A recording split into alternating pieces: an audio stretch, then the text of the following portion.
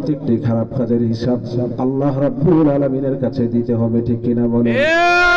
ফামান ইয়ামাল মিসকাল যাররাতিন খায়রান ইয়ারা ওয়া মান ইয়ামাল মিসকাল যাররাতিন শাররান ইয়ারা।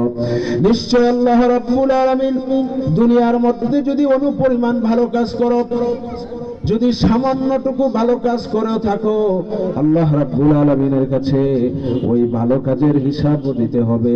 আর যদি খারাপ কাজ করে থাকো সেইটার মানে হিসাব আল্লাহর কাছে দিতে হবে। আমার বন্ধুগণ, এজন্য বিশ্বনবী মুহাম্মদুর রাসূলুল্লাহ সাল্লাল্লাহু আলাইহি ওয়াসাল্লাম হাদিস শরীফে বলেছেন, হযরত আব্দুল্লাহ ইবনে মাসউদ রাদিয়াল্লাহু তাআলা আনহু হতে হাদিসটি বর্ণনা করেছেন।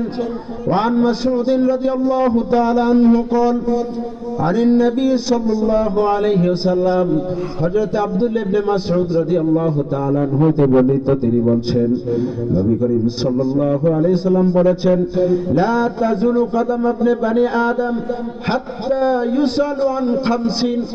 মানুষের কিয়ামতের ময়দানে যখন হিসাব শুরু হয়ে যাবে, ওই ময়দান থেকে 5টি প্রশ্নের উত্তর যতক্ষণ না দিবে ততক্ষণ পর্যন্ত একটি পাও নাড়াচাড়া করতে পারবে না। জোরে বলুন সুবহানাল্লাহ। একটা পাও নাড়াচাড়া করা যাবে না।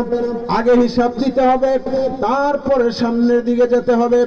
হযরত আয়েশা সিদ্দিকা রাদিয়াল্লাহু তাআলা আনহা বলেছেন, ইয়া রাসূলুল্লাহ, ওই দিনটার সময়টা কতক্ষণ হবে, কতক্ষণ দাঁড়িয়ে থাকতে হবে? বিশ্ব নবী বলেছেন, 50,000 সানা মিম্মা তাউদ্দুন। দুনিয়ার মধ্যে 50,000 বছর হিসাব করলে যতদিন হয় ঠিক অতদিন হাসরের ময়দানে দাঁড়িয়ে দাঁড়িয়ে হিসাব দিতে হবে। জোরে কোন সুবহানাল্লাহ। সুবহানাল্লাহ। 50,000 বছর। আমরা তো একদিনে দাঁড়াই থাকতে পারবো সবাই? না। কথা বলেন, একদিনে দাঁড়াই থাকতে পারবো? না। পুলিশের চাকরি, আর্মির চাকরি, বিডিআর এর চাকরি যারা দাঁড়াই দাঁড়িয়ে কাজ করে তারা কি সারাদিন করে? তাদের একটা শিফট থাকে, ওই শিফটে তারা সময় সময় দিয়ে রাজ্যে ডিউটি পালন করে।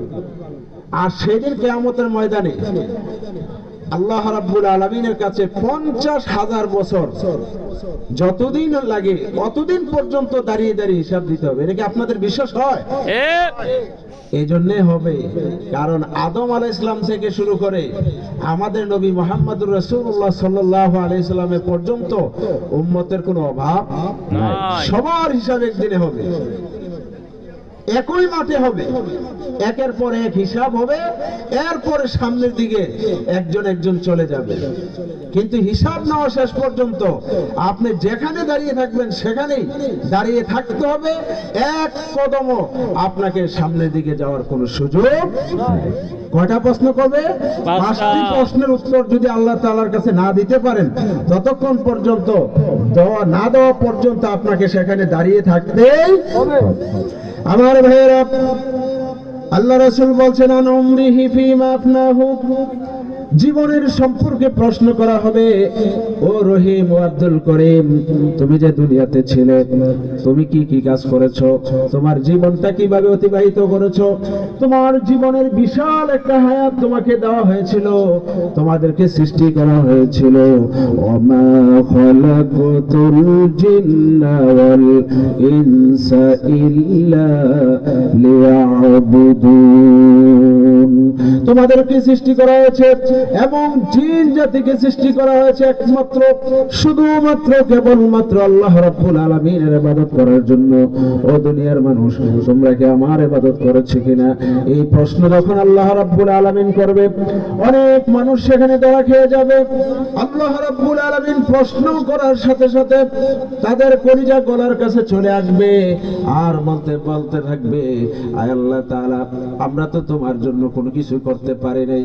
আমার বন্ধুগণ, সেদিন এমন অসহায় হয়ে যাবে, কোনো মানুষ সাহায্য করবে না। ছেলে পিতাকে, পিতা ছেলেকে, মা ছেলেকে, মা ছেলে মাকে। পৃথিবীর মধ্যে যেমন একজনের বিপদে আরেকজন বিপদে আগাইয়া যায়, এমন ভাবে তাদেরকে বিপদ থেকে রক্ষা করি। কিয়ামতের ময়দানে এমন হবে, প্রত্যেকটা সন্তান চাবে তার বাবার সামনে দিয়ে আমি যাব না। কারণ হলো, আমার বাবার জন্য যদি আমার থেকে নেক দেওয়া লাগে। বাবার জন্য যদি আমি আটকে যাই তাহলে তো আমার জীবন শেষ।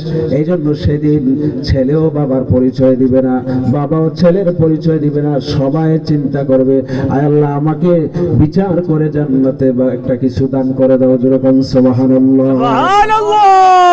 আমার বন্ধুগণ, আজকে আমাদের সমাজে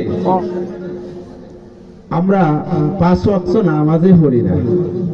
কিয়ামতের ময়দানে যে হিসাবটা প্রথম শুরু হবে, আউয়ালু মা ইউহাসিবু বিহিল আবদ ইয়াউমাল কিয়ামাতিস সালাহ। রাসূলের হাদিস, কিয়ামতের দিন সবচেয়ে প্রথম যে হিসাবটা হবে নামাজের হিসাব হবে। কিসের হিসাব হবে? নামাজ। কিন্তু আজকে নামাজ পড়ি না। বিশ্বনবী মুহাম্মদুর রাসূলুল্লাহ সাল্লাল্লাহু আলাইহি ওয়াসাল্লাম এই নামাজের জন্য তায়েফের ময়দানে পাথরের আঘাতে রক্ত লাল হয়ে গিয়েছিল, জমিন লাল হয়ে গিয়েছিল, চেহারা মোবারক লাল হয়ে গিয়েছিল। উহুদের ময়দানে দান শহীদ হয়ে গিয়েছিল। শুধু এই নামাজের জন্য আজকে মুসলমান সেই নামাজ পড়ে না। আমার বন্ধুগণ, বিশ্বনবীর জীবনের শেষ মুহূর্তে জীবনের শেষ নামাজটা জামাতের সাথে পড়েছেন এবং ইন্তেকালের শেষ মুহূর্তে রাসূল সাল্লাল্লাহু আলাইহি ওয়াসাল্লাম বলেছেন, আসসালাতু মা মালাকাত আইমানুকুম। নামাজ নামাজ আমার উম্মতেরা নামাজ, নামাজ ছেড়ে দিও না।